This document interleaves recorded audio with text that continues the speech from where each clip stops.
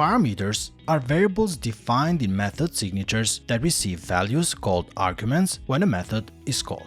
They let methods behave differently depending what you pass in. Think of them as options that change what the method does each time you call it. Let us update this method. Change the signature of the method in here to take as a parameter a name of type string. Now when we call it, we need to pass a value, and the value that we use is sent to the method and used inside it. A method can have multiple parameters separated by comma. The parameters can be of different types, but the order of parameters matters.